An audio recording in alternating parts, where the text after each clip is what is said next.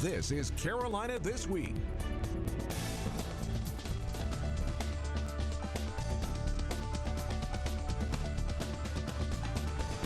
Carolina This Week with Tim McGinnis. Good morning, and thanks for joining us for Carolina This Week. We may think we have things tough in our country sometimes, but there are people around the world who have it a whole lot worse than we do. As witness to that, joining me this morning is Dr. Raffia Smith. She's with the Carolina Forest Rotary Club, and I bring that up because through Rotary, or with Rotary, you went on a trip recently to the Horn of Africa, where we've heard so much about the starvation happening in Somalia and Kenya. You're here to talk about your trip there and what you saw and kind of bring it home for us. First off, why did you go to Kenya? Well, actually, it was a mission trip with Feed the Hunger. Okay. And a speaker attended our Rotary Club meeting and shared the need with us, and I thought, that's what I want to do. I want to go and feed children.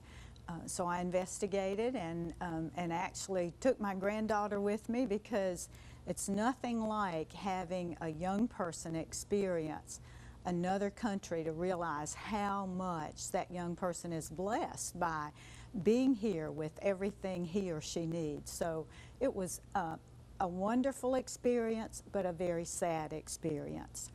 As you know, Tim, there are hundreds of thousands of people in Kenya and in Somalia dying daily from lack of food, and it's because they have such a tremendous drought. We here have had a small amount of a drought, but nothing compared. So there really isn't any hope of getting food because people aren't growing food. They don't have jobs to acquire funds. So it's really a desperate situation. And actually Rotary International has added a project to its website where individuals can go and contribute to Kenya and Somalia. They have the cards stacked against them in those countries so much from the get-go because of weak governments, particularly in Somalia, where there is really no government to speak of, hordes of rebels, and I don't even know what they're rebelling against, but they're rebelling because there's no government, but they're making it difficult. On top of that, you mentioned the drought, the worst drought in that part of the world in 60 years. Yes. I can't imagine some of what you may have seen while you were over there.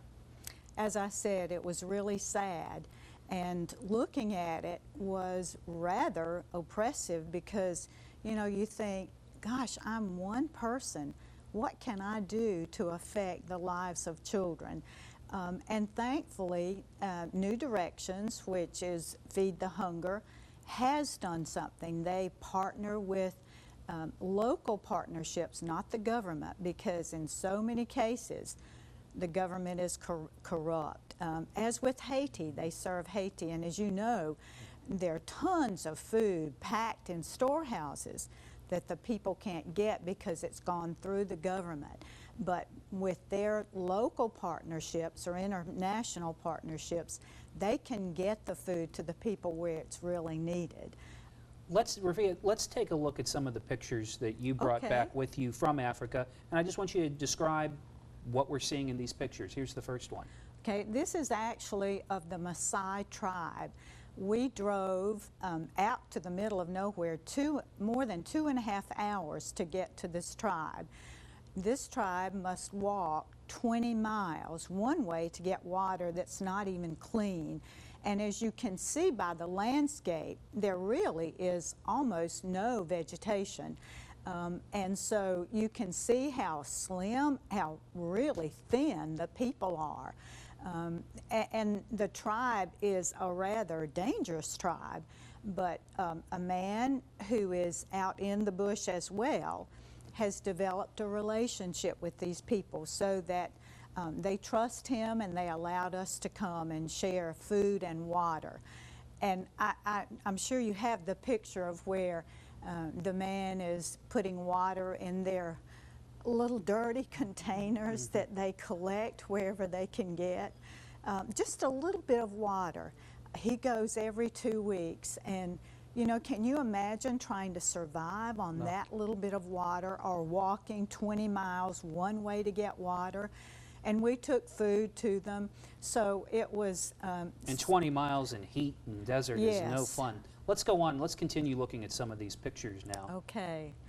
This is a little girl, an at-risk child in a school where we took the food, and this is the only meal those children have in a day, Tim.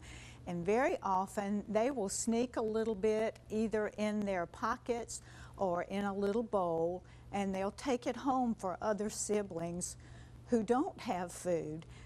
So what a pleasure. Those children eat with their fingers. I'm sure they're so excited about getting that food at school. But it was so exciting to see those precious children being fed food that they normally would not have gotten. Let's keep going. Let's see the next picture. Okay, this is a picture of the team. There were 12 of us, and my granddaughter and I are on the front. There were 3 university students who had likewise held a pack-a-thon at the University of Mississippi and had packed tons and tons of food. Probably some of it we were giving to the schools at that time. What did the younger people think of what they saw?